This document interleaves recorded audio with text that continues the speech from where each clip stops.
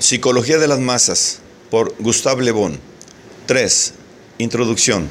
La era de las masas. La evolución de la época actual. Los grandes cambios en la civilización son la consecuencia de cambios en el pensamiento nacional. La fe moderna en el poder de las masas. Transformación de la política tradicional de los estados europeos. Cómo se produce el surgimiento de las clases populares y la forma en que éstas ejercen el poder. Las consecuencias necesarias del poder de las masas. Las masas, incapaces de desempeñar otro papel que el destructivo. La disolución de civilizaciones agotadas es obra de la masa. Ignorancia general acerca de la psicología de las masas. Importancia del estudio de las masas para legisladores y estadistas. Los grandes disturbios que preceden el cambio de las civilizaciones, tales como la caída del Imperio Romano o la fundación del Imperio Árabe, a primera vista parecen estar determinados más específicamente por transformaciones políticas, invasión extranjera o el derrocamiento de dinastías. Pero un estudio más atento de estos eventos demuestra que, detrás de estas causas aparentes, la causa real parece ser una profunda modificación de las ideas de los pueblos. Las verdaderas revoluciones históricas no son aquellas que nos sorprenden por su grandiosidad y violencia. Los únicos cambios importantes de los cuales resulta la renovación de las civilizaciones afectan ideas, concepciones y creencias. Los eventos memorables de la historia son los efectos visibles de los invisibles cambios en el pensamiento humano. La razón por la cual estos eventos son tan raros es que no hay nada tan estable en una raza como el fundamento hereditario de sus pensamientos. La época presente constituye uno de esos momentos críticos en los cuales el pensamiento de la humanidad está sufriendo un proceso de transformación. En la base de esta transformación se encuentran dos factores fundamentales. El primero es el de la destrucción de aquellas creencias religiosas, políticas y sociales en las cuales todos los elementos de nuestra civilización tienen sus raíces. El segundo es el de la creación de condiciones de existencia y de pensamiento enteramente nuevas como resultado de los descubrimientos científicos e industriales modernos. Con las ideas del pasado, aunque semidestruidas, aún muy poderosas, y con las ideas que han de reemplazarlas todavía en proceso de formación, la era moderna representa un periodo de transición y anarquía. Todavía no es fácil determinar qué surgirá de este periodo, necesariamente algo caótico. ¿Cuáles serán las ideas sobre las cuales se construirán las sociedades que habrán de seguirnos? Por el momento no lo sabemos. Sin embargo, aún así, ya está claro que, cualesquiera que sean las líneas a lo largo de las cuales se organice la sociedad futura, las mismas tendrán que tener en cuenta un nuevo poder, la última fuerza soberana sobreviviente de los tiempos modernos, el poder de las masas. Sobre las ruinas de tantas ideas antes consideradas indiscutibles y que hoy han decaído o están decayendo, sobre tantas fuentes de autoridad que las sucesivas revoluciones han destruido, este poder, que es el único que ha surgido en su estela, parece pronto destinado a absorber a los demás. Mientras todas nuestras antiguas creencias están tambaleando y desapareciendo, el poder de la masa es la única fuerza a la cual nada amenaza y cuyo prestigio se halla continuamente en aumento. La era en la cual estamos ingresando será de verdad la era de las masas. Apenas hace un siglo atrás, los principales factores que determinaban los hechos eran la tradicional política de los estados europeos y las rivalidades de los soberanos. La opinión de las masas apenas sí contaba y, en la mayoría de los casos, de hecho no contaba en absoluto. Hoy, las que no cuentan son las tradiciones que solían determinar a la política y las tendenciosidades o rivalidades de los gobernantes, mientras que, por el contrario, la voz de las masas se ha vuelto preponderante. Es esta voz la que dicta la conducta de los reyes, cuya misión es la de tomar nota de lo que expresa. Actualmente, los destinos de las naciones se elaboran en el corazón de las masas y ya no más en los consejos de los príncipes. El ingreso de las clases populares a la vida política, lo cual equivale a decir en realidad su progresiva transformación en clases gobernantes, es una de las características más relevantes de nuestra época de transición. La introducción del sufragio universal, que por largo tiempo no tuvo sino una influencia escasa, no es, como podría pensarse, la característica distintiva de esta transferencia de poder político. El progresivo crecimiento del poder de las masas tuvo lugar al principio de la propagación de ciertas ideas que lentamente se implantaron en la mente de los hombres y después por la asociación gradual de individuos dedicados a la realización de concepciones teóricas. Ha sido por la asociación que las masas se han procurado ideas referidas a sus intereses, ideas muy claramente definidas, aunque no particularmente justas, y han arribado a una conciencia de su fuerza. Las masas están fundando sindicatos ante los cuales las autoridades capitulan una después de la otra. También están las confederaciones laborales, las que, a pesar de todas las leyes económicas, tienden a regular las condiciones de trabajo y los salarios. Las masas ingresan a asambleas que forman parte de gobiernos y sus representantes, careciendo enteramente de iniciativa e independencia, se limitan, la mayoría de las veces, a ser nada más que voceros de los comités que los han elegido. Hoy en día, los reclamos de las masas se están volviendo cada vez más claramente definidos y significan nada menos que la determinación de destruir completamente a la sociedad tal como ésta existe actualmente, con vista a hacerla retroceder a ese primitivo comunismo que fue la condición normal de todos los grupos humanos antes de los albores de la civilización. Las exigencias se refieren a limitación de las horas de trabajo, nacionalización de las minas, ferrocarriles, fábricas y el suelo, la igualitaria distribución de todos los productos, la eliminación de todas las clases superiores en beneficio de las clases populares, etc. Poco adaptadas a razonar, las masas, por el contrario, son rápidas en actuar. Como resultado de su actual organización, su fuerza se ha vuelto inmensa. Los dogmas a cuyo nacimiento estamos asistiendo pronto tendrán la potencia de los antiguos dogmas, es decir, la fuerza tiránica y soberana que concede el estar más allá de toda discusión. El derecho divino de las masas está a punto de reemplazar al derecho divino de los reyes. Los escritores que gozan del favor de nuestras clases medias, aquellos que mejor representan sus más bien estrechas ideas, sus opiniones bastante preestablecidas, su más bien superficial escepticismo y su a veces algo excesivo egoísmo, exhiben una profunda alarma ante este nuevo poder que ven crecer. Para combatir el desorden mental de las personas, apelan desesperadamente a aquellas fuerzas morales de la Iglesia por las cuales antes profesaron tanto desprecio. Nos hablan de la bancarrota de la ciencia, de volver a Roma a hacer penitencia y nos recuerdan las enseñanzas de la verdad revelada. Estos nuevos conversos se olvidan de que es demasiado tarde. Si hubiesen estado realmente tocados por la gracia, una operación así no podría tener la misma influencia sobre mentes menos dedicadas a las preocupaciones que tanto inquietan a estos recientes adherentes a la religión.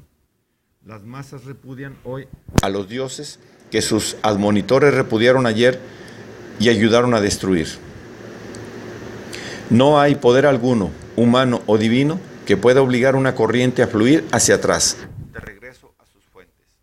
No ha habido ninguna bancarrota de la ciencia y la ciencia no ha participado en la presente anarquía intelectual, ni tampoco en la construcción del nuevo poder que está surgiendo en medio de esta anarquía.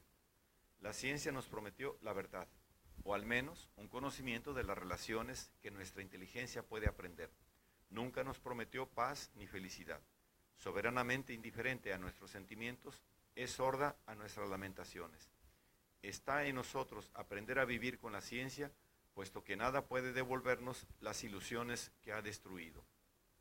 Síntomas universales, visibles en todas las naciones, nos muestran el rápido crecimiento del poder de las masas y no nos permiten admitir la suposición de que este poder cesará de crecer en alguna fecha cercana.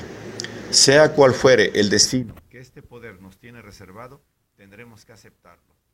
Todo razonamiento en contra del mismo es simplemente una vana guerra de palabras.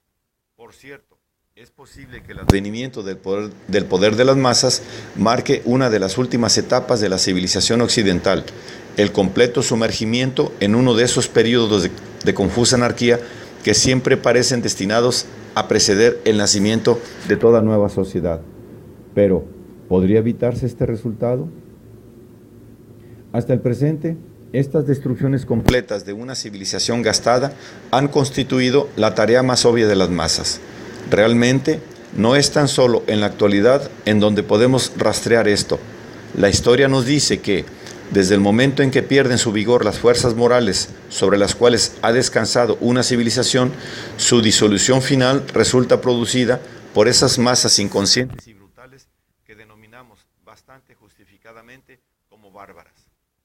Hasta ahora, las civilizaciones han sido creadas y dirigidas solo por una pequeña aristocracia intelectual, nunca por muchedumbres. Las masas son solamente poderosas para destruir. Su gobierno es siempre equivalente a una fase de barbarie. Una civilización implica reglas fijas, disciplina, un pasaje del estado instintivo al racional, previsión del futuro, un elevado grado de cultura. Condiciones todas que las masas, libradas a sí mismas, invariablemente han demostrado ser incapaces de concretar. Como consecuencia de la naturaleza puramente destructiva de su poder, las masas actúan como esos microbios que aceleran la destrucción de los cuerpos débiles o muertos. Cuando la estructura de una civilización está podrida, son siempre las masas las que producen su caída. Es en tales encrucijadas que su misión principal se hace claramente visible, y es allí en donde, por un tiempo, la filosofía de la cantidad parece ser la única filosofía de la historia. ¿Tiene nuestra civilización reservado el mismo? Hay razones para creer que este es el caso, pero todavía no estamos en condiciones de estar seguros. Sea como fuere, estamos condenados a resignarnos al reino de las masas desde el momento en que la falta de previsión ha derribado sucesivamente todas las barreras que podrían haberlas mantenido bajo control. Poseemos un conocimiento muy superficial de estas masas que están amenazando a ser el objeto de tanta discusión. Los psicólogos profesionales, al haber vivido lejos de ellas, siempre las han ignorado, y cuando, como ha sucedido últimamente, han dirigido su atención a esta dirección, solamente ha sido para considerar los crímenes que las masas son capaces de cometer. Sin duda alguna, las masas criminales existen, pero también habrá que considerar a masas virtuosas, a masas heroicas y a masas de muchas otras clases. Los crímenes de las masas constituyen solamente una fase particular de su psicología. La constitución mental de las masas no puede estudiarse meramente a través de la investigación de sus crímenes, de la misma manera en que no se puede comprender la constitución mental de un individuo a través de la mera descripción de sus vicios. Sin embargo, es un hecho que todos los gobernantes del mundo, todos los fundadores de religiones o de imperios, los apóstoles de todos los credos, los estadistas eminentes y, en una esfera más modesta, los simples jefes de aquellos grupos de hombres, todos han sido psicólogos inconscientes, poseedores de un conocimiento instintivo y, frecuentemente, muy certero acerca del carácter de las masas, y ha sido el conocimiento preciso de este carácter lo que les ha permitido a estas personas establecer su predominio tan fácilmente. Napoleón tenía un maravilloso conocimiento de la psicología de las masas de país en el cual reinó, pero a veces malinterpretó completamente la psicología de las masas pertenecientes a otras razas, y fue por esta malinterpretación que se involucró en España, y más notoriamente en Rusia, en conflictos en los cuales su poder recibió aquellos embates que en poco tiempo lo destruyeron.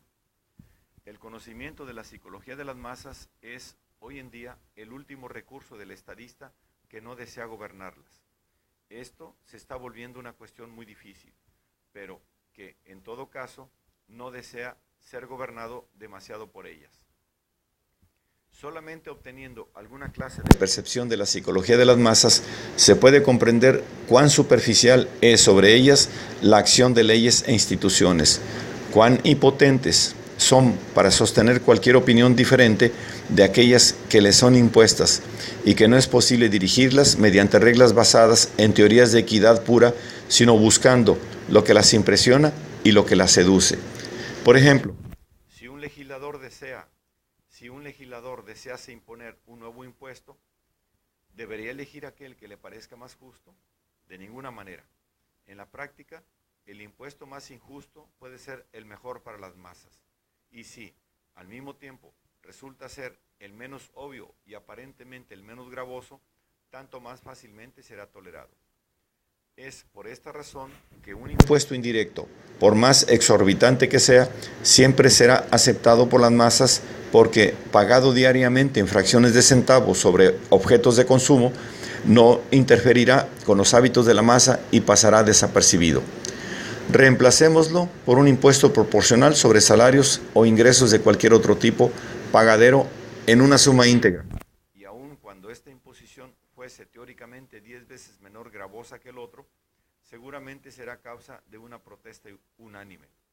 Esto obedece al hecho que una suma relativamente grande, que aparecerá como inmensa y que excitará la imaginación, ha sido sustituida por las imperceptibles fracciones de algunos centavos. El nuevo impuesto solamente parecería alto si hubiese sido ahorrado centavo a centavo, pero este procedimiento económico implica una cantidad de previsión del que las masas son incapaces. El ejemplo precedente es uno de los más simples. Su exactitud puede ser percibida con facilidad. No escapó a la atención de un psicólogo como Napoleón. Pero nuestros legisladores modernos, ignorantes como son de las características de la masa, resultan incapaces de apreciarlo. La experiencia todavía no les ha enseñado lo suficiente que las personas nunca amoldan sus conductas a los dictados de la razón pura. Hay muchas otras aplicaciones prácticas que pueden hacerse a partir de la psicología de las masas. Un conocimiento de esta ciencia arroja la más vívida luz sobre un gran número de fenómenos históricos y económicos que sería totalmente incomprensible sin él. Tendré ocasión de mostrar que la razón por la cual el más notorio de los historiadores modernos, Taine, ha entendido a veces tan imperfectamente los eventos de la Gran Revolución Francesa es que nunca se le ocurrió estudiar el genio de las masas. Taine, para el estudio de este complicado periodo, se impuso como guía el método descriptivo al cual recurren los naturalistas, pero las fuerzas morales están casi por completo ausentes en los casos que los naturalistas tienen que estudiar, y son precisamente estas fuerzas las que constituyen las verdaderas fuentes principales de la historia. Consecuentemente, mirándolo meramente desde el lado práctico, el estudio de la psicología de las masas merece ser intentado, y aun cuando el interés obedeciese tan solo a la pura curiosidad, seguiría mereciendo atención. Es tan interesante descifrar los motivos de las acciones de los hombres como lo es el de determinar las características de un mineral o de una planta. Nuestro estudio del genio de las masas puede ser meramente una breve síntesis, un simple resumen de nuestras investigaciones. No debe serle exigido más que unas pocas percepciones sugestivas. Otros trabajarán el suelo más intensamente.